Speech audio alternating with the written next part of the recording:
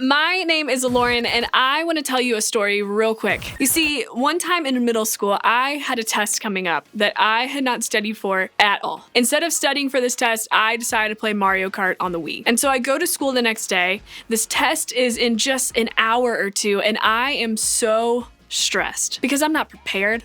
I'm not ready for this test. I didn't study at all.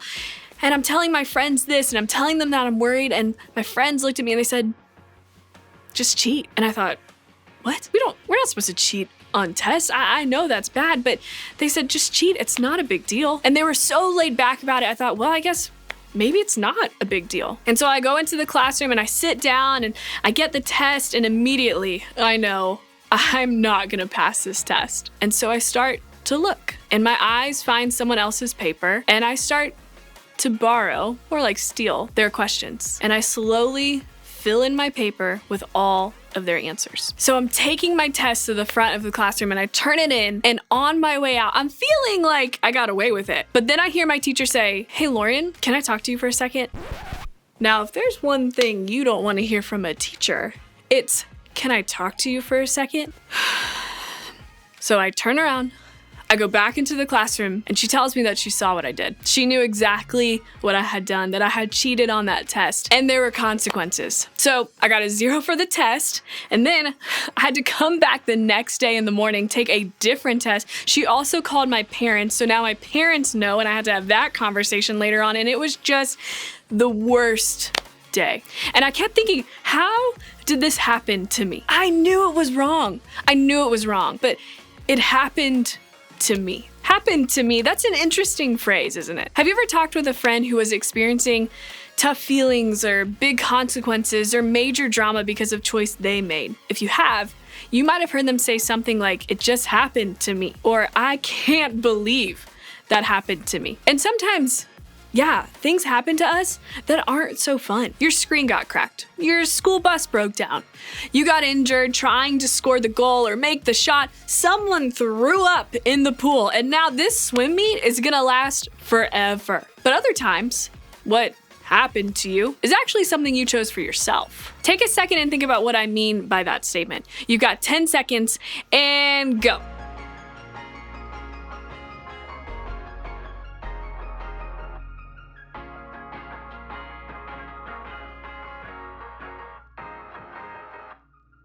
Okay, here's what I actually mean. A lot of the things that happen in your life happen because of the choices you make. Things aren't always just happening to you. You got an A on that test because you studied really hard, unlike me. You studied really hard and you got an A. Or you failed a class because you chose not to do your homework. You got the lead or the solo because you were brave enough to work hard and try out. Or you didn't get the part at all because you chose to show up unprepared. You didn't get in trouble because you decided to skip that party you weren't allowed to attend. Or you got grounded because you chose to go and break the rules. You got a starting spot on the team because you worked so hard at practice. Or you got kicked off the team because you chose not to show up for practice. This may not be true for all things, but I'd argue it is true in most things.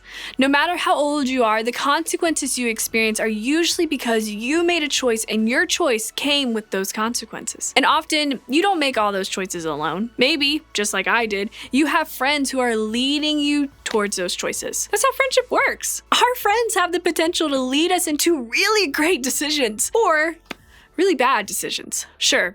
Ultimately, we are the ones who choose what we do or don't do. But our friends have a lot of influence on that choice. Maybe you have a friend who told you to cheat on a test, or encouraged you to stay out later than you were supposed to, or helped you lie to your parents, or maybe they pushed you to try alcohol for the first time, or encouraged you to leave someone out of a group text, or convinced you to do that one thing you swore you'd never do. And sure, it was ultimately your decision to do it, but you had a friend who was pushing you there every step of the way. We're all going to find ourselves there at some point. We're all going to be influenced by our friends, whether it's a great choice or a not so great choice. So how do we surround ourselves with friends who are leading us in the direction we want to be going? Friends who influence us to make choices that are wise and good for us. You might go to a bunch of different places when you need friendship advice. Google, YouTube, TikTok, sometimes your parents, and often to your friends. Okay, Google, how to find good friends. Ooh, 14 steps. That's a lot of steps. But did you know you can find some really solid friend advice in the Bible?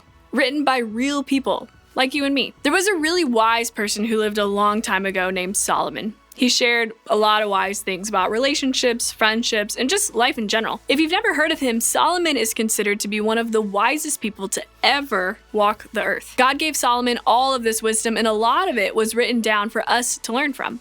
You can read much of what Solomon had to say in the book of Proverbs in the Bible. Here's what he said. The righteous choose their friends carefully, but the way of the wicked leads them astray. If you read more in Proverbs, you'll see a lot of comparisons similar to this. Often, one kind of person is compared to the opposite kind of person to make a point. The hard worker is compared to the lazy one.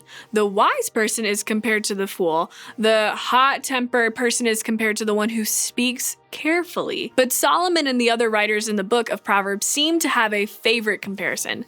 It's the one we found in this verse. The righteous being compared to the wicked. So what exactly do those two words mean? Well, simply put, righteous people are people who do the right thing. They are the makers of right decisions, and a right decision is a choice that not only focuses on what's best for you, but what's best for the people around you too. It's a choice that follows the way God wants us to live. And as Solomon said here, one of the things that righteous people do is to choose their friends carefully. They choose friends who are helping them stay righteous, friends who keep them on the right path. And I get that sometimes you're just friends with people you're around. You're friends with the people you're in class with, or on the team with, or next to on the bus, or in a group with. You might even feel like you can't choose your friends because you kind of don't have a lot of friends to choose from. And I get all that. But I think this is less about who you spend your time with and more about who influences you. It's about the people you let influence your decisions and shape the direction of your life. Solomon said that if we want to be righteous, we have to choose carefully which friends we let influence us. It's not about asking, are they good people? I bet most of them are great people. I think there are better questions to ask. Questions like, are they good for me right now? Is their influence moving me toward what's best for me? So why is this important? Well, let's look back at the rest of the verse. It says, the way of the wicked leads them astray. The wicked? I know nobody really uses that word anymore, but here, let's think of it as the opposite of righteous. If righteous people make good and healthy decisions, wicked people make bad decisions. They're trouble. In fact, they're usually the troublemakers. And here's the deal. Trouble leads to trouble. The more time you spend with someone who is troubled, the more trouble you will find yourself in. That's just the truth. This is why who you choose to be friends with matters. Who gets to speak into your life matters. Who you let influence your choices matters. You want real friends who will help you choose the right things and the wise things. And some of you are probably thinking, so you're telling me not to hang out with anybody who makes bad choices ever? That is basically impossible. Don't worry. That's not what I'm saying. What I am saying is this: be wise about the friends you choose. Be wise about who your closest friends are. Be wise about the friends you allow to influence you. Be wise about who you let close enough to impact your decisions. So, okay, let's think of it this way. This is you. And you have different kinds of friends, right? Some you consider to be your best friends. So these are the one or two people who you're closest to. And that is your inner circle of friends. Then you have your good friends. These are people in your bigger friend group. And that's your next circle. And finally, you have everyone else you like to hang out with. These are friends you aren't as close to and don't hang out with as often. They're in your classes, in your neighborhood. They sit next to you in band, or they're on your sports team or at your dance class. They're in all the other activities you take part in. And that is your outer circle of friends. And all these friends matter. But it's the friends who you are closest to in your inner circle who have the most potential to influence you. That's what makes it incredibly important to make sure the people close to you are the type of friends who will help you choose what's good for you, who will encourage you towards the right things, who will help you choose the best for your life. That's why it's important to be wise about the friends you choose. So, what exactly do you do? How can you be wise about the friends you choose? Well, here are two things to get you started. First, choose your real friends carefully. Not everyone deserves to be your best friend. The friends who are in your closest circle have the most influence on you, so choose people who have proven themselves trustworthy and consistent. Choose people who help you make wise choices in your life. Your closest friends shouldn't be a huge list. In fact, it could be as small as one person. Even Jesus had only 3 friends he was closest to. He had Peter, James, and John. So be wise about which friends you choose to be your real friends. Second, spend time with your real friends. Not because you want to create some exclusive club or make someone else feel left out, but because you want the kind of encouragement, wisdom, and friendship that will influence you toward the best things for your life. Make the friends who bring those things to your life a priority.